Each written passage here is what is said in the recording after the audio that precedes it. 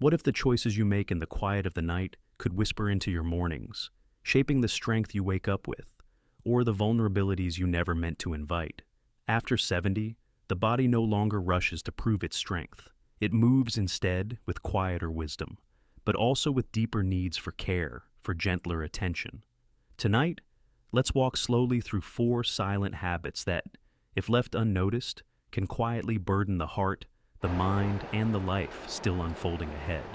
Not out of fear, but out of tender awareness, so that each night becomes a space of healing, not hidden risk. 1. Heavy meals that anchor the body's rest. Imagine asking a bird to soar just after tying a stone to its wings. That's what we do to our bodies when we end the day with heavy plates, rich sauces, large portions, meals made for celebration, but served too close to sleep. In the quiet hours of the night, the heart longs to rest. The stomach, however, still churns, and what should be a descent into stillness becomes an unseen labor. Blood rushing to digest, the gut producing heat, the nervous system remaining alert. Harold, 73, loved his late dinners, a full helping of pasta, a glass of red wine, a warm dessert just before the nightly news. But he noticed his dreams became scattered, his breath short, and his mornings dull with exhaustion. It wasn't until his doctor gently asked, "Do you feel heavier at night than when you wake?" that something clicked. Harold began shifting his meals forward, making supper simpler. A light soup, roasted vegetables, sometimes just warm tea and toast. And the change didn't feel like loss. It felt like release. Science, if spoken softly, tells us, as we age, digestion slows, and large meals late at night place extra strain on the heart, increase reflux, and fragment the restorative cycles of sleep. But this isn't just about biology. This is about giving your heart a break after a life spent beating through decades of effort. A lighter meal is not a lesser one. It's an act of kindness to the body that still carries you. It's how we say, you don't have to keep working after the day ends. Tonight, you are allowed to rest, fully, gently, completely. 2. Too much water, too late, the body's nighttime. Plea. The body is like a garden, nourished by water, grateful for care. But even a garden can flood if tended too late in the day. Hydration is an act of kindness, but timing, as with most gentle things, matters. Gloria, 78, cherished her nightly ritual. A warm cup of herbal tea, sipped slowly as she watched the stars settle into their places. It was a moment of peace, of stillness, of comfort. But peace can be interrupted by the urgent knock of a bladder calling her from sleep, pulling her from dreams into unlit hallways.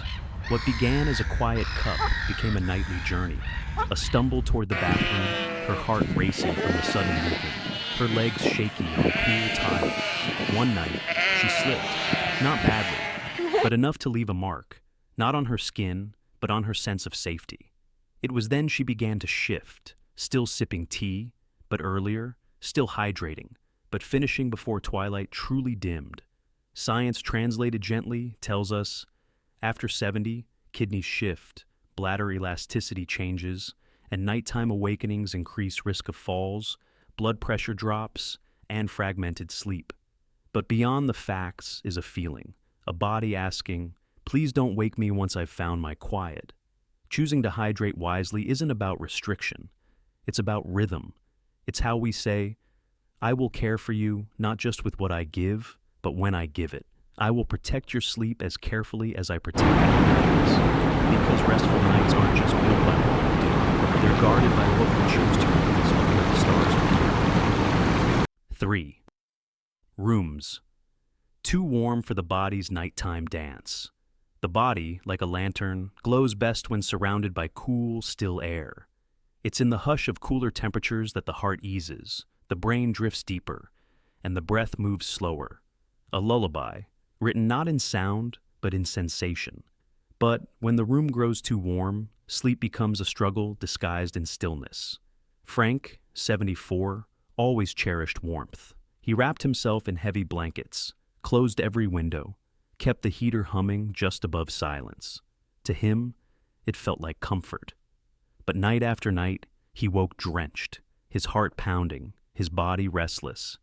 as if he'd run through dreams that never let him catch his breath. It wasn't fear.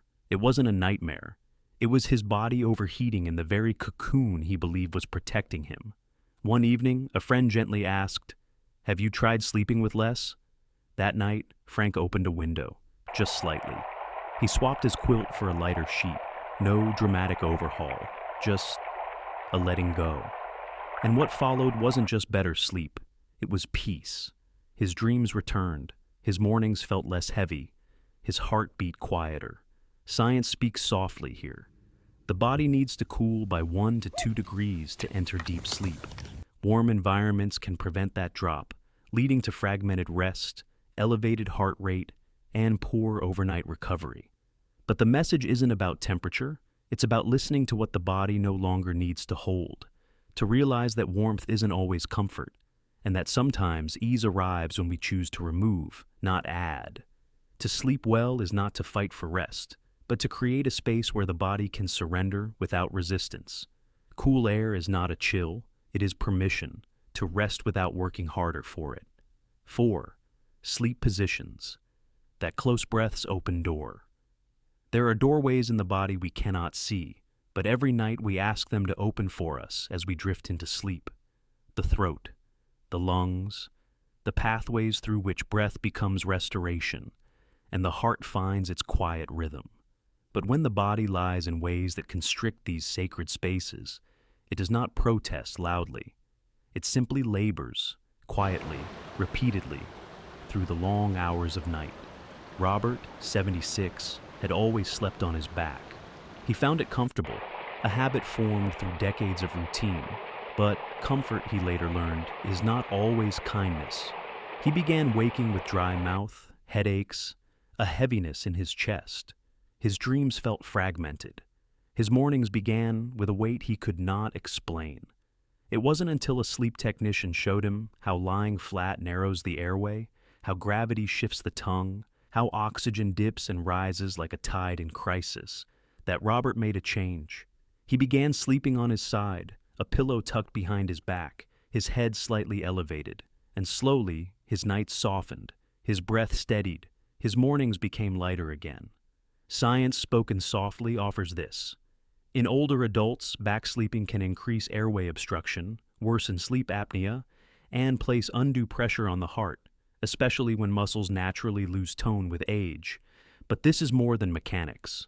This is about breath, the first thing we're given in life and the last thing we let go. Choosing to sleep in a way that honors the breath is not correction. It is reverence. Position isn't just posture, it's permission to rest in alignment with what the body now needs most. There is nothing small about the hours we sleep through, or the choices we make before we close our eyes. Every gentle shift, every habit softened, every decision made with care before the stars settle does not end at midnight. It carries, it lingers, it shapes into the morning breath, into the way your heart beats when you rise, into the strength you bring into a day you thought would be ordinary. The night is not separate from your life.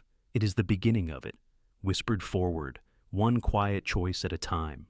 Changing these habits is not an act of fear. It is an act of reverence, a way of saying, I am still here, and this life, though older, quieter, slower, still matters. You are not giving in. You are listening to a body that has carried you through every season, to a heart that still beats with quiet devotion. This isn't surrender, it's return. To the gentle practice of honoring what is tender, not despite its fragility, but because of it. To adjust is not to fall. It is to rise again, but softer this time. If any of these reflections stirred a quiet awareness inside you, whisper still caring below, because your nights and your mornings deserve the softest of attentions, even the smallest shift. Eating a little earlier, sleeping a little cooler, listening a little closer, can echo far beyond the hours of night. It's not just sleep you're tending to, it's the life that sleep carries, the breath that steadies your mornings, the heart that still rises with you, quietly asking for less strain and more softness. You're not correcting a mistake. You're responding to wisdom, your bodies, your souls, your seasons. This isn't about doing better. It's about being gentler with the version of you that's still unfolding. Begin with one choice, one breath, one evening where you say, I will not race tonight. I will rest like I've earned it, because I have. And in that whisper, you don't just find sleep, you find yourself again. If something in this quiet walk stayed with you, you don't have to rush. Just stay. Just breathe here a little longer. And if your heart feels called, walk this path with us again, slowly, softly, in your own time. Subscribe gently, not out of habit, but as a quiet vow. I will continue to care for myself in the places no one else sees. Share this with someone who also wakes before dawn and wonders if they are alone, because the nights ahead still belong to you, and every choice you make in silence becomes the strength that carries you into the morning.